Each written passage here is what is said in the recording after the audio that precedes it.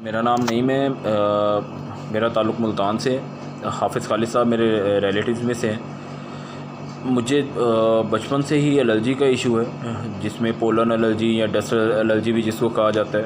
तो स्पेशली ये weather changing का जो टाइम आता है, जैसे सर्दियों से गर्मियों या गर्मियों से सर्दियाँ जब आ रही हों, या गंदम की कटाई का जो टाइम आ रहा होता है, तो इन टाइम्स पे जो है ना बहुत ज़्यादा तंगी मुझे होती है। हाल इसका क्या होता था कि जब बहुत ज़्यादा पहले तो मेरे साथ ये था कि जब बहुत ज़्यादा अटैक होना तो 2-4 दिन टैबलेट्स यूज़ कर देनी, ठीक है जी, हफ़्ता डेढ़ गुजर जाना, फिर 2-4 दिन यूज़ कर दी, फिर हफ़्ता डेढ़ गुजर गया। उसमें फिर ये कि एक टैबलेट को जब रूटीन से यूज़ करते रहें, थोड़े अरसे बाद वो अपना असर दिखाना छोड़ देती है। तो कुछ टाइम पहले मुझे इसका अटैक फिर बहुत ज़्यादा हो गया। जो टैबलेट से नॉर्मली जो फ़र्क पड़ता था, अब यही कि टैबलेट खा लूँ कोई तो फ़र्क है, अदरवाइज़ कोई फ़र्क नहीं है। मैंने फिर ENT स्पेशलिस्ट को चेकअप करवाया। उन्होंने CT स्कैन वगैरह किया। CT स्कैन के बाद उन्होंने ये कि आपके साइनसिस का इशू है। तो साइनसिस के इशू की वजह से उन्होंने कहा जी आपका जो है आप ये टैबलेट्स यूज़ करके देख लें, अगर ये मसला आपका ठीक नहीं होता तो हमें ऑपरेट की तरफ जाना पड़ेगा। जब वो टैबलेट्स का मैं यूज़ करूँ तो ठीक है जी, फ़र्क रहे, जैसे छोड़ दूँ फिर वही हालत। मैंने फिर हाफ़िज़ खालिद साहब से रब्ता किया। हाफ़िज़ साहब को शुरू से पता है, खैर इन्हें तो जब इन्होंने स्टार्ट लिया उस टाइम से देखते भी आ रहे थे। और इसमें मैं एक और चीज़ ऐड करना चाहूँगा कि जब इन्होंने स्टार्ट लिया मैं ख़ुद भी इतना ज़्यादा कोई इस पर ट्रस्ट नहीं कर रहा होता था। मुझे यही लगता था कि शायद ये एक वक्ती एक ट्रीटमेंट है, उसके बाद इसका कोई ख़ास फ़र्क नहीं पड़ता। तो हाफ़िज़ साहब से रब्ता किया। हाफ़िज़ साहब ने खैर ट्रीटमेंट स्टार्ट की। मैंने किसी किस्म की जो मेडिसिन जो साथ पहले यूज़ कर रहा था, वो मेडिसिन सारी जो है मैंने बंद कर दी। उस ट्रीटमेंट के बाद वीकली बेसिस पे मैं इनके पास जाता था। वीकली बेसिस पे जाके इनसे ट्रीटमेंट करवा के आता था। उस ट्रीटमेंट के बाद अब अल्हम्दुलिल्लाह कोई 70 to 80% मुझे फ़र्क है। और मैंने ट्रीटमेंट भी फुल नहीं करवाई थी, बाद में आके कुछ अपनी मसरूफियात की वजह से वो स्किप कर गए।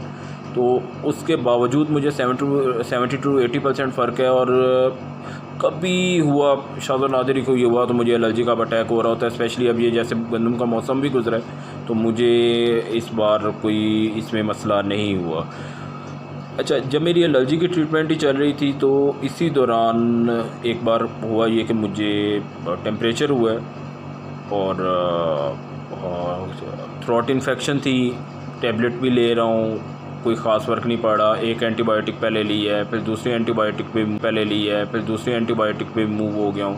ये थ्रोट इन्फेक्शन है और टेम्परेचर रह रहा है। उस टेम्परेचर ने मेरी बॉडी में वीकनेस इतनी कर दी कि 4th डे था कि मेरे भाई की कॉल आई है। मुझ में इतनी हिम्मत नहीं थी कि मैं उससे बात कर सकूँ। हाफ़िज़ साहब मुझे कहें आ जाओ मेरे पास बहावलपुर, मुझ में इतनी हिम्मत ना हो कि मैं ड्राइव करके इनके पास जा सकूँ।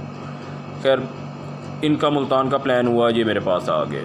अच्छा, वो इनकी ट्रीटमेंट उस दिन मेरे लिए एक किस्म का ये कह लें कि एक जादुई असर था।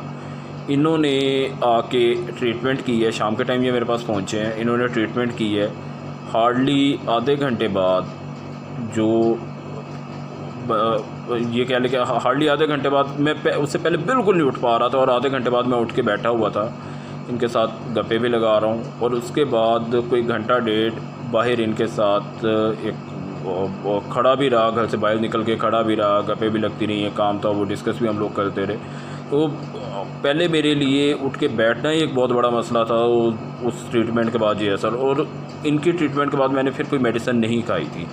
रात को हल्का सा मुझे टेम्परेचर हुआ, अगले दिन उस चीज़ का भी कोई पता नहीं। और अगले दिन हम लोगों ने हाफ़िज़ साहब के साथ ही एक काम था, हम लोग घर से बाहर निकले रहे, और बाहर जाके भी उधर कोई 3 से 4 घंटे वो खड़ा ही होना पड़ा एक जगह में। हम दोनों इकट्ठे खड़े रहे हैं, और मुझे वीकनेस का भी कोई ख़ास फील ना हो। इन्होंने उस चीज़ को भी कवर करने के लिए कोई पॉइंट्स वगैरह अपने लगा दिए थे, उस चीज़ का भी मुझे फील ना हो। और वो बहुत एक जो है ना फास्ट उस चीज़ का वो एक्शन उस टाइम मैंने इस चीज़ का देखा है।